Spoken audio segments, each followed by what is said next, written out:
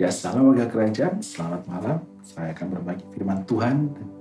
Nah, pada malam hari ini sharing yaitu dari 1 Yohanes 1 ayat 5 sampai 10 dengan tema hidup dalam terang, meninggalkan kegelapan, berjalan di dalam kebenaran. Langsung saja kita akan membaca dari nats bacaan kita yaitu 1 Yohanes 1 ayat 5 sampai 10. Kita baca bersama-sama 3, 2, 1. Dan inilah berita yang telah kami dengar dari Dia dan yang kami sampaikan kepada kamu. Allah adalah terang dan di dalam Dia sama sekali tidak ada kegelapan. Jika kita katakan bahwa kita beroleh persekutuan dengan Dia, namun kita hidup di dalam kegelapan, kita berdusta dan kita tidak melakukan kebenaran. Tetapi jika kita hidup di dalam terang, sama seperti Dia dalam terang, maka kita beroleh persekutuan seorang dengan yang lain. Dan darah Yesus, anaknya itu, menyucikan kita daripada segala dosa. Ayat 8, jika kita berkata bahwa kita tidak berdosa, maka kita menipu diri kita sendiri dan kebenaran tidak ada di dalam kita. Jika kita mengaku dosa kita, maka Ia adalah setia dan adil, sehingga Ia akan mengampuni segala dosa kita dan menyucikan kita dari segala kejahatan. Ayat yang ke-10, jika kita berkata bahwa kita tidak ada berbuat dosa, maka kita membuat Dia menjadi pendusta dan firman-Nya tidak ada di dalam kita. Puji nama Tuhan. Diberkatilah kita yang membaca, merenungkan firman dan terutama melakukannya. Ya, Bapak Ibu Saudara-saudari yang dikasihi Tuhan Yesus Kristus, setiap kita pasti pernah mengalami situasi berada dalam kegelapan. Ya, entah itu ketika terjadi pemadaman listrik, ya, karena cuaca yang buruk, ya, atau sedang terjadi kerusakan atau maintenance dari PLN, ya, atau mungkin secara rohani kita merasa ada dalam kegelapan karena kita merasa jauh dari Tuhan. Ya. Nah, di dalam kegelapan sudah pasti segalanya tampak tidak jelas. Ya. Langkah kita menjadi ragu, ya, dan arah kita menjadi tidak pasti. Demikian juga di dalam kehidupan rohani kita. Bagaimana tanpa terang dari Allah, kita mudah tersesat, kita menipu diri sendiri, bahkan hidup dalam dosa di saat yang sama kita merasa baik-baik saja. Dan pada malam hari ini saya akan seri bersama dan kita lihat dari ayat baca yang telah kita lihat, kita baca bersama-sama. Itu poin yang pertama yang saya mau sampaikan adalah kita harus berjalan di dalam terang. Nah, dalam ayat yang kelima tadi dalam pembacaan firman Tuhan berkata demikian, dan inilah berita yang telah kami dengar dari Dia dan yang kami sampaikan kepada kamu. Allah adalah terang dan di dalam Dia sama sekali tidak ada kegelapan. Nah, Allah adalah terang. Allah itu adalah kebenaran, sempurna dan kudus. Ya. Jadi kebenaran, kesempurnaan dan kekudusan adalah atributnya Allah. Tidak ada dosa, tidak ada kejahatan, tidak ada kegelapan di dalam Allah. Maka kita perlu untuk berjalan di dalam terangnya Tuhan. Ya. Kata terang di sini, ya, yang artinya adalah cahaya. Ya, terang sering dengan arti teologis apa yang benar, murni dan kudus. Secara terang-terangan, ya. Kata kegelapan, skotia, ya, kegelapan, dosa, kejahatan, kekelaman, ya. Jadi terang melambangkan kemurnian, kekudusan, dan kebenaran. Dalam perjanjian lama, terang sering dikaitkan dengan kehadiran dan bimbingan Allah. Contohnya, tiang api yang memimpin bangsa Israel saat malam hari di padang gurun. Ya.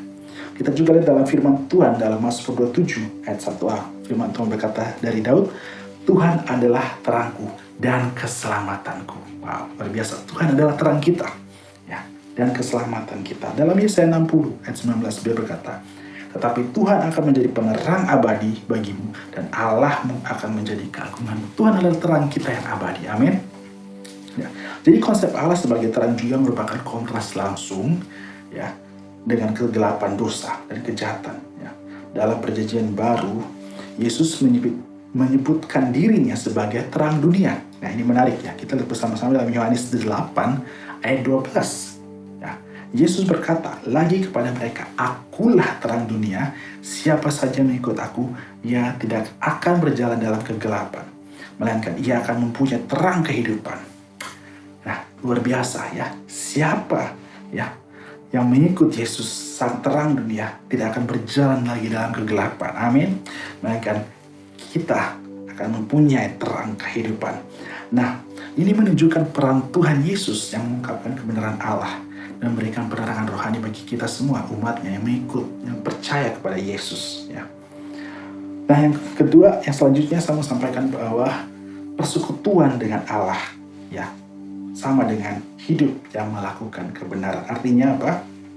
Dalam ayat yang ke-6 kita lihat di sini, jika kita katakan bahwa kita beroleh persekutuan dengan Dia, namun kita hidup di dalam kegelapan, kita berdosa dan kita tidak melakukan kebenaran. Ya, artinya saat kita berkata bahwa kita memiliki hubungan dengan Tuhan, ya, kita adalah orang percaya, orang Kristen, kita memiliki persekutuan dan hubungan dengan Tuhan, berarti kita harus juga melakukan kebenaran. Ya, nah, kata persekutuan di sini adalah koinonia, ya, yang artinya persekutuan, partisipasi, hubungan yang dekat.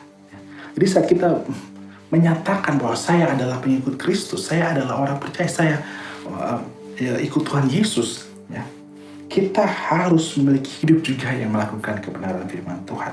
Nah, dalam Yohanes 14 ayat 23 berkata demikian, jawab Yesus, jika seorang mengasihi aku, ia akan menuruti firman-Ku, dan Bapa-Ku akan mengasihi dia, dan kami akan datang kepadanya, dan diam bersama-sama dengan dia. Wah, luar biasa.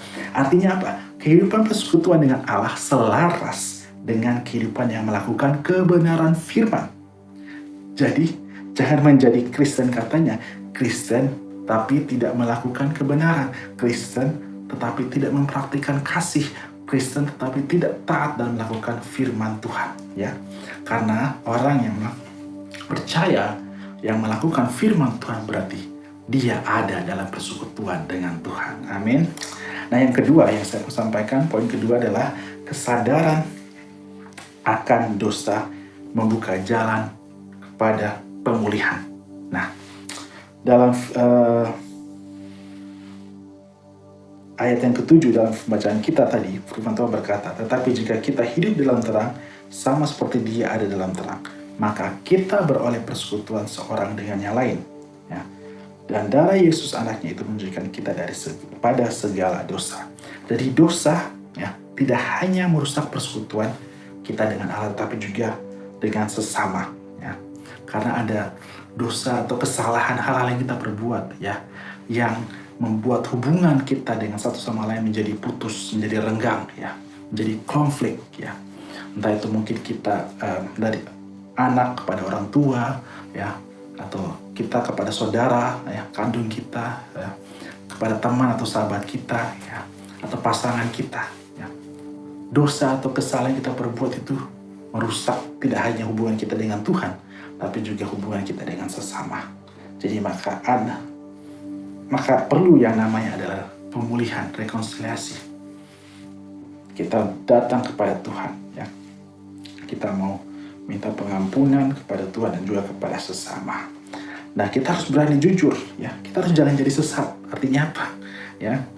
Jangan kita merasa bahwa kita tidak apa-apa, kita benar, apalagi saat kita betul-betul sudah melakukan dosa atau melakukan kesalahan kepada seorang, ya, kepada orang lain, ya, yang kita kenal. Dalam firman Tuhan ayat ke-8 berkata dalam pembacaan kita, jika kita berkata bahwa kita tidak berdosa, maka kita menipu diri kita sendiri dan kebenaran tidak ada di dalam kita. Nah, kata menipu di sini dalam bahasa aslinya, ya, planao, yang artinya menyesatkan, pasif, sesat, keliru, salah jalan. Nah, bukankah, ya, arti dari kata dosa, yaitu hamartia, yang artinya adalah meleset dari sasaran. Nah, ini, ya. Jadi jangan kita sesat, ya. Jangan kita menjadi sesat, ya. Jangan kita merasa, oh, saya sudah benar, tapi ternyata kita sudah tersesat. Nah, ini, ya. Jangan sampai contoh kayak orang menuju ke suatu tempat dengan menggunakan untuk Maps atau Google Maps gitu, tapi dia sebenarnya sudah salah jalur, salah belok, ya kan, tapi dia merasa kayaknya sudah benar, ya, nah, dia sebenarnya sudah tersesat. Nah, ini yang firman Tuhan katakan, hati-hati, jangan sampai kita merasa benar diri kita saat sebenarnya kita sedang dalam keadaan berdosa, salah, kita sedang sesat gitu, ya kan, karena kita tidak menyadari, ya, bahwa kita sedang jauh, ya, dari kebenaran, atau sedang jauh dari Tuhan. Ya, hati-hati, mari kita jaga hidup kita. Nah, maka itu kita harus mengalami yang namanya pertobatan. Nah, pertobatan dalam bahasa di perjanjian baru yaitu metanoia, yang artinya perubahan pikiran. Nah, kita kembali kepada tujuan dan destiny itu kita di dalam Tuhan. Ya. Yang Tuhan mau dalam hidup kita, apa yang Tuhan telah taruh dan tetapkan bagi kita. Nah, ada sebuah ilustrasi yang menarik ya. Bayangkan ada seorang pria yang tubuhnya demam tinggi. Demam tinggi, batuk keras, sesak nafas, dan kehilangan selera makan. Semua orang di sekitarnya tahu dia tuh sedang sakit. Nah, tapi dia ketika ditanya, ya, dia tetap berkata, ya, untuk disarankan untuk pergi, periksa ke dokter, ya, berobat. Tetap berkata, oh, tidak apa-apa, saya baik-baik saja. Saya tidak perlu ke dokter. Nah, hari demi hari, ya, apa yang terjadi? Ya, kondisinya semakin parah, ya. Tapi dia terus menyangkal, saya tidak apa-apa, saya sehat-sehat aja, saya baik-baik saja, ya. Saya tidak perlu datang ke dokter, ya. Akibatnya apa? Penyakit yang seharusnya bisa disembuhkan, ya, malah menjadi semakin serius dan membahayakan, bahkan membahayakan nyawanya sendiri. Nah, demikian juga, ya, dosa dalam hidup kita, ya. Selama kita menolak mengakui bahwa kita berdosa, ya, kita tidak akan pernah mencari yang namanya dokter ilahi, yaitu Yesus Kristus Tuhan. Ya. Dan bukankah firman Tuhan berkata dalam Roma 3 ayat 23 bahwa kita manusia telah berdosa dan jatuh dari kemuliaan Allah. Ya. Tidak ada orang yang tidak berdosa. Kita semua butuh pengampunan dari Tuhan Yesus. Kita butuh keselamatan dari Tuhan Yesus. Amin. Nah, pengampunan hanya tersedia bagi mereka yang sadar dan mengakui bahwa mereka butuh pengampunan. Nah, sama seperti dokter hanya bisa menyembuhkan orang yang datang kepada mereka dengan kesadaran bahwa orang tersebut sedang sakit dan butuh pengobatan. Ya. Bukankah dalam firman Tuhan dalam Markus 2 ayat 17 berkata demikian. Bukan orang sehat yang memerlukan tabib, tetapi orang sakit. Aku datang bukan untuk memanggil orang benar, melainkan orang berdosa. Puji nama Tuhan. Yesus sedang mencari kita, ya, orang-orang yang berdosa ya, untuk diselamatkan, untuk dipulihkan. Amin. Dan poin ketiga yang saya mau sampaikan adalah pengakuan dosa membawa pengampunan dan pemulihan. Dalam pembacaan kita ayat 9 berkata, jika kita mengaku dosa kita, maka Ia adalah setia dan adil, sehingga Ia akan mengampuni segala dosa kita dan menyucikan kita dari segala kejahatan. Wah, luar biasa. Ya. Jangan menunda pertobatan. Amin. Saat kita sedang ditegur, ya, dari Roh Kudus, ya, hal-hal yang salah, hal-hal yang dosa yang telah kita lakukan, ya, kesalahan yang kita perbuat mungkin terhadap orang lain, cepat-cepat kita jangan tunda-tunda untuk bertobat, ya, untuk kita selesaikan itu, ya. Datang kepada Tuhan dan juga kepada sesama kita yang mungkin kita sakiti, ya. Kita sudah berbuat salah kepada mereka, untuk kita selesaikan. Kita minta ampun. Ya. Jangan tunda. Cepat-cepat kita kembali kepada Tuhan. Amin. Allah itu pribadi yang setia dan adil.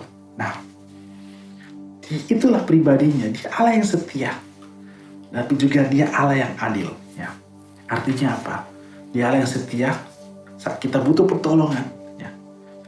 Allah telah berfirman, ya, saat kita datang kepada kita mengaku dosa kita akan menerima pengampunan dosa, kita akan menerima pemulihan, ya. Tapi juga, ya, tetap, ya, keadilan ada juga. Dia Allah yang adil, artinya apa? Setiap kesalahan, dosa, hal-hal yang kita perbuat ada konsekuensinya, dan itu harus kita hadapi, itu harus kita selesaikan, kita alami, ya. Karena itu adalah bagian dari kehidupan kita, ya. Segala sesuatu ada konsekuensinya. Nah, kita harus mengaku, ya, berterus terang di hadapan Tuhan, ya. Yaitu setuju serta sadar dengan keadaan kita yang sedang salah, sedang dalam dosa, atau sedang tidak baik-baik saja. Kita datang kepada Tuhan, kita menghadap tahta kasih karunia-Nya yang kudus untuk menerima pengampunan dosa dan pemulihan untuk terjadi dalam hidup kita. Kita kembali kepada tujuan yang sebenarnya di dalam Tuhan. Nah, kata pengampunan ya di sini adalah yang artinya membatalkan. Jadi saya melihat gambaran bagaimana kita di dalam pengadilan ya, saat kita sedang diadili ya, atas kriminal atau kesalahan ya, pidana yang kita lakukan ya.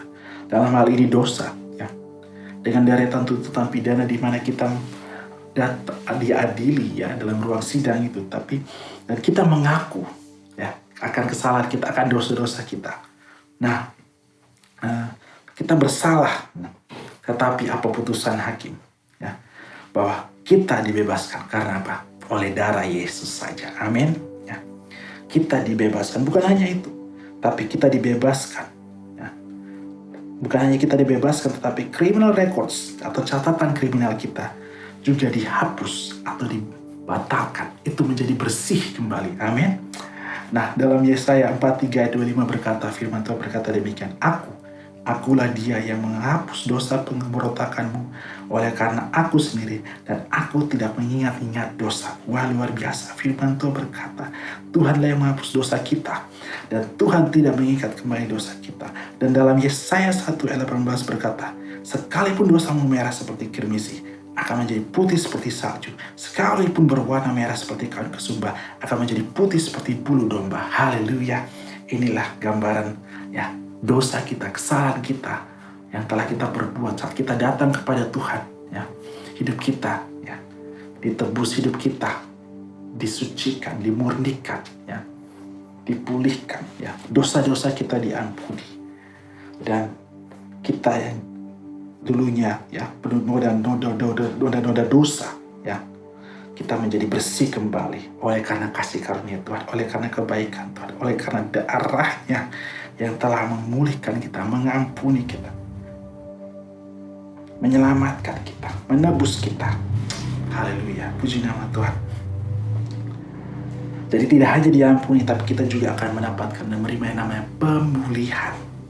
Dalam Yakobus 5 ayat 16 berkata demikian, karena itu hendaklah kamu saling mengaku dosamu dan saling mendoakan supaya kamu sembuh. Wow. Kata sembuh di situ bukan hanya heal, sembuh, tetapi juga to make whole, untuk menjadi utuh kembali. Puji nama Tuhan. Kita bersyukur karena di dalam Tuhan ada pengampunan dosa oleh karena darahnya yang tercurah bagi kita di atas kayu salib di Kalvari. Tapi bukan hanya pengampunan dosa ya, kita pun juga menerima yang namanya pemulihan dari Tuhan. Amin. Kita dipulihkan ya, gambar diri kita dipulihkan ya. Kita menjadi pribadi yang utuh di dalam Tuhan, dan kita kembali menerima destiny. Kita berjalan dalam destiny Tuhan. Kita berjalan dalam purpose yang Tuhan telah taruh dalam hidup kita untuk kemuliaan nama Tuhan. Amin. Puji nama Tuhan. Biar itu yang saya bisa bagikan bersama-sama pada malam hari ini, dan kita akan mereview kembali poin-poin yang kita dapat pelajari malam ini. Yaitu pertama apa? Kita harus berjalan dalam terangnya Tuhan. Amin. Yang kedua, kita memiliki kesadaran akan dosa, karena kesadaran itu akan membuka jalan untuk kepada pemulihan. Yang ketiga, pengakuan dosa membawa kepada pengampunan dan pemulihan. Puji nama Tuhan. Mari kita datang kepada Tuhan. Kita mau merespon firman Tuhan pada malam hari ini. Puji nama Tuhan. Kita berdoa. Mari arahkan hatimu kepada Tuhan. Ambil momen sejenak. Jika engkau melalui firman Tuhan ini, Roh Kudus mengingatkan, menegur akan dosa, kesalahan yang kau perbuat, mari bawa itu kepada Tuhan malam hari ini. Selalu ada pengampunan bagi orang yang mau sadar, mau bertobat, dan mengaku dosa, dan minta pengampunan kepada Tuhan. Mari datang kepada Tuhan malam hari ini. Serahkan hidupmu. Akui segala dosa kesalahan kepada Tuhan.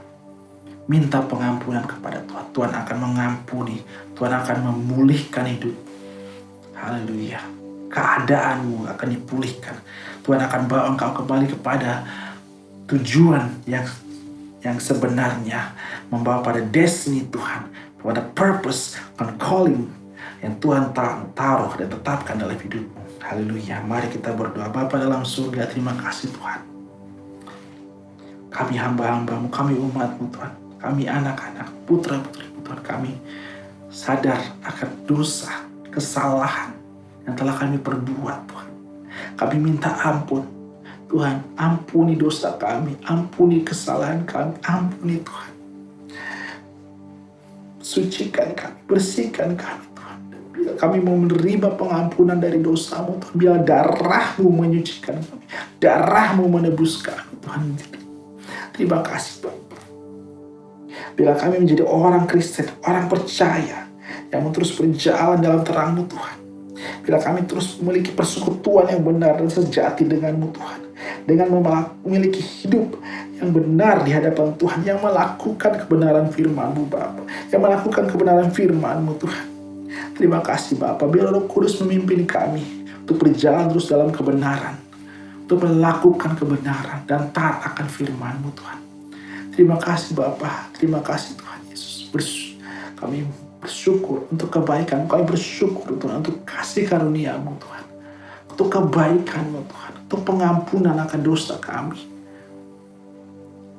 Terima kasih Tuhan.